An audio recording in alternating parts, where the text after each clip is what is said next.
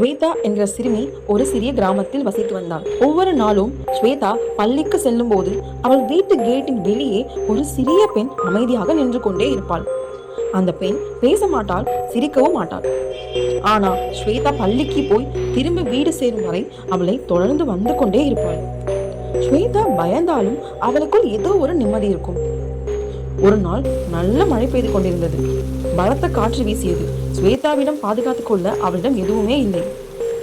அவள் நனைய நனைய நடந்து கொண்டிருந்த போது அந்த அமைதியான பெண் குடையுடன் நடந்து வந்தாள். பிறகு மெல்ல ஒரு குடையை அவள் கையில் வைத்தாள். ஸ்வேதா அதிர்ந்து போய் வீடு சேரும் வரை அந்த குடையோடு நடந்தாள். அவள் வீட்டு வாசல் வந்ததும் திரும்பி பார்த்து நன்றி என்று சொல்ல திரும்பினாள். ஆனா அந்த பெண் அங்கே இல்லை.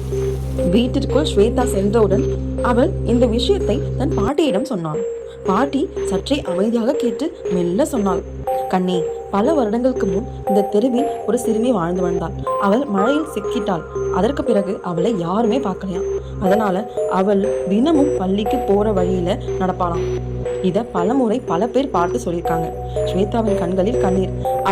உன்னை அவள் போக முடியாத வீட்டுக்கு பாதுகாப்பாக அனுப்பி வைத்திருக்கா.